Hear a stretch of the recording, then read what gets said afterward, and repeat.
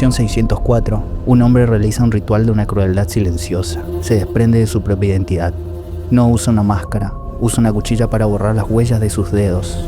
Renuncia a ser alguien para convertirse en algo mucho más aterrador, una idea.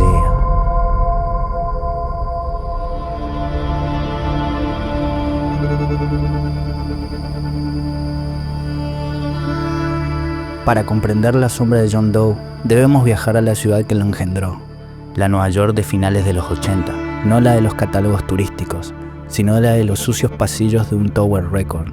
Fue allí donde un joven guionista llamado Andrew Kevin Walker escribió este relato mientras trabajaba entre estanterías de discos. Pasaba sus días procesando su propia depresión urbana. Walker no escribió un thriller, escribió un exorcismo. La ciudad que nos muestra Fincher es un organismo parásito que se alimenta de la voluntad de sus habitantes. Los Estados Unidos salían de la era Reagan-Bush y el sentimiento de decadencia urbana era total. Es el inicio del cinismo de los 90. El guión captura ese momento justo antes de que las ciudades empezaran a limpiarse. La era de la tolerancia cero. Una urbe sumergida en la epidemia del crack, la deshumanización y el cinismo. Walker no inventó un monstruo, simplemente le dio voz al cansancio de vivir en un lugar que parece odiar a sus habitantes. En el cine, el agua suele simbolizar bautismo o purificación. Aquí Fincher invierte el concepto. La lluvia es un mecanismo de control. Es un muro visual que elimina el horizonte, encerrando a los personajes en un estado de ahogo permanente. El asfalto brilla como aceite negro. Las paredes parecen llorar moho y los departamentos están siempre mal iluminados, como si la luz misma tuviera miedo de entrar. Hago una rápida pausa acá para destacar el afán de Fincher para hacer algo distinto, crudo e íntimo. Se puede notar en los encuadres que luego serían muy fincherianos, en la paleta de color tan característica de él, o luchar con el estudio, siendo un joven director en la industria, para que no le toquen el final de la peli. Se percibe el esfuerzo y la obsesión por los detalles, el hambre por lograr algo único sin pensar en la taquilla. Creo que el director logra esto en esta y en otra de sus grandes cintas, The Fight Club. Luego realizaría grandes films e incluso estaría detrás de series de culto como House of Cards o Mindhunter, que son joyas de la televisión. Pero lo que logró en los 90s, con estas películas, a mi entender, no se volvió a repetir.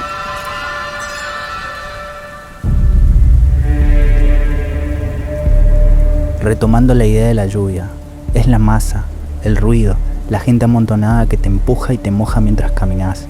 Una metáfora de la presión social, es la indiferencia colectiva cayendo sobre tu cabeza. En el tercer acto, en cuanto John Doe se entrega voluntariamente en la comisaría, deja de llover. La película se traslada a un desierto seco, brillante y abrasador. La lluvia no era natural, era el estado de ánimo de la ciudad bajo el dominio del asesino. Cuando Doe decide revelar su final, apaga la lluvia, para que la verdad nos queme los ojos. Hay una sola secuencia donde se supone un descanso para el espectador, pero no para los personajes. La escena de la cena. El metro, pasando cerca del departamento de Mills, alimenta el odio a la ciudad porque la vuelve inhabitable. No hay un solo momento de confort.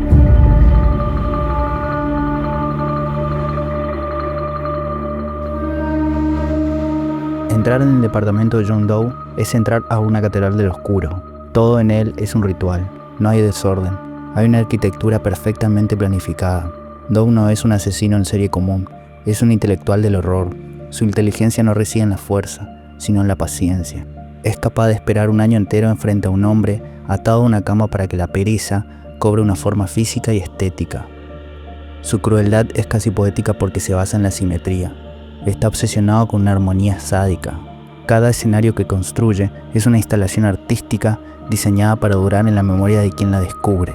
Él no deja pistas, deja lecciones.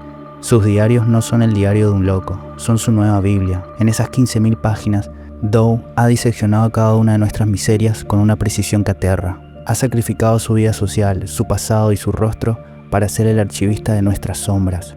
Un hombre que habita el silencio y el anonimato para poder escuchar mejor nuestros defectos. La película nos dice que el mayor pecado no es la gula o la lujuria, sino la indiferencia. El antagonista castiga a personas que son monumento a la miseria humana. El abogado chanta, el político corrupto o la explotación laboral son aceptados por la sociedad porque así funciona el mundo. Nos acostumbramos al horror cotidiano. Doe rompe esa inercia social con una violencia que obliga a mirar. Si tuviera un nombre propio, una infancia o un trama rastreable, el sistema lo podría explicar y por lo tanto minimizar. Pero al ser un don nadie, se vuelve omnipresente. Paradójicamente, este hombre sin nombre es quien termina designando un eterno a sus víctimas a través del pecado. No usa la Biblia como consuelo, sino como un manual de tortura. Se basa en el contrapaso de Dante Alighieri: el castigo debe reflejar el pecado. Me gusta la idea de que existe un octavo pecado capital implícito en la peli, la obsesión. Pero acá no la comete un personaje dentro de la ficción, sino que nos representa a nosotros, los espectadores. Existe una turbia fascinación en nuestra cultura moderna por los detalles sangrientos del género crimen real. Con una morbosidad casi frívola, nos sumergimos profundamente en estas historias sobre criminales sádicos. Ante cada serie, relato, noticia o película que narra sucesos oscuros, corremos frenéticos en manadas a encender la pantalla, a comprar el último tomo o el ticket de cine para lograr satisfacer esa sombra curiosa que habita en cada uno de nosotros. Y entonces, John Doe aparece como el hijo bastardo de este barrio urbano. Él es el síntoma de una sociedad que se acostumbró a caminar sobre cadáveres invisibles. No nace de la locura, nace de la observación. Doe es la respuesta lógica a la indiferencia. Si el mundo ya no siente nada, él lo obligará a mirar a través de la sangre.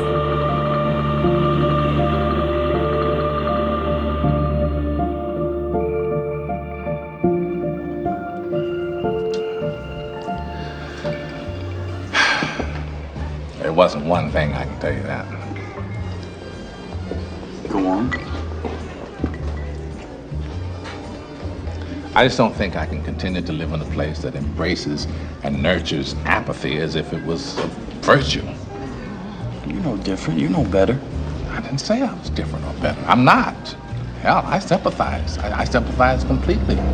Apathy is a solution.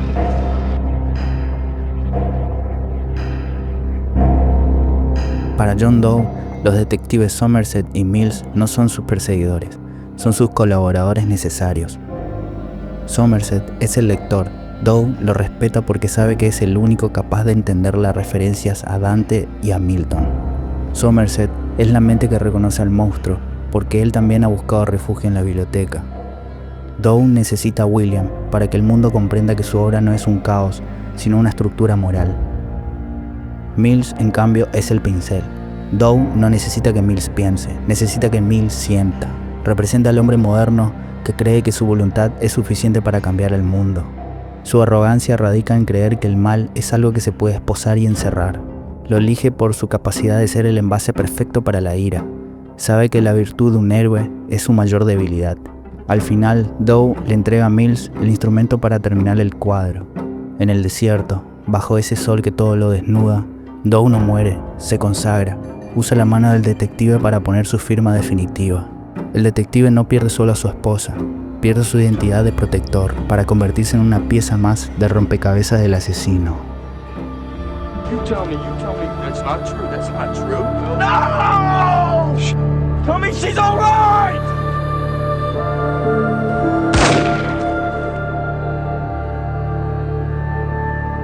En medio de todo este caos aparece ella, Tracy.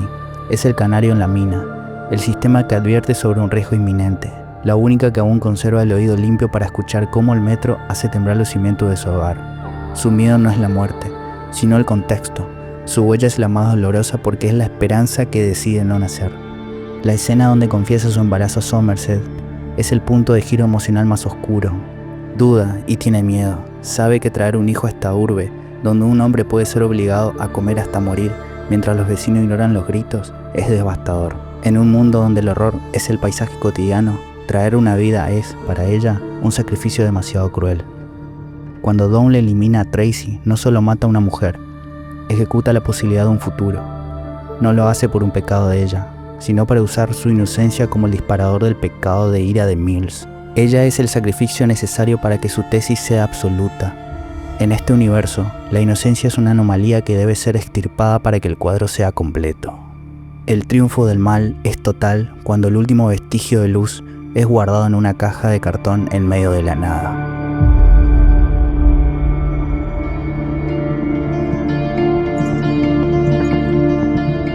Un breve repaso sobre el simbolismo de la caja. no solo representa el contenedor del detonante para que John Doe culmine su obra, sino que está reflejada en toda la película, en los encuadres, en la atmósfera claustrofóbica, en los personajes encerrados en marcos de puertas, en departamentos que vibran con el metro, en oficinas saturadas de archivos, callejones sin salida, personas asfixiadas por la humedad y la lluvia que actúa como un portón líquido. Y por último, en la psicología de Mills, cerrándose en la idea de que el malo simplemente es malo y punto, como si no correspondiera a otros análisis. Y sí, John Doe es un ser despreciable, pero se necesitan capas más profundas para rastrear sus huellas. Doe no es despreciable por lo que hace, sino por la verdad insoportable que señala. El asesino no inventa la caja, simplemente le da una forma física a la prisión en la que todos ya habitan. Es el ritual de la clausura llevado a su máxima expresión.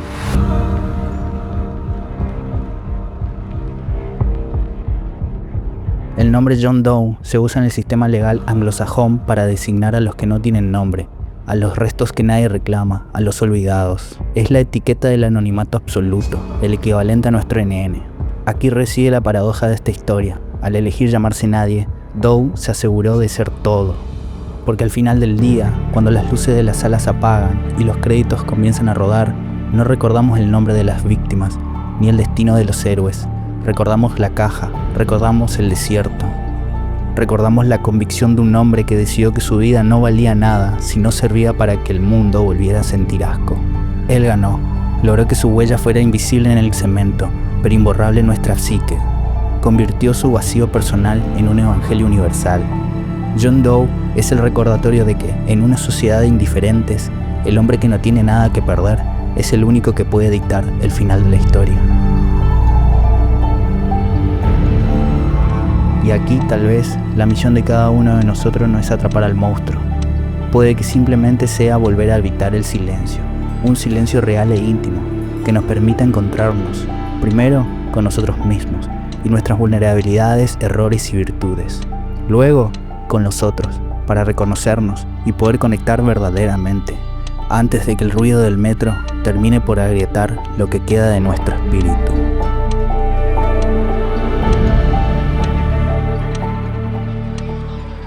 Ernest Hemingway once wrote, "The world is a fine place and worth fighting for." I agree with the second part.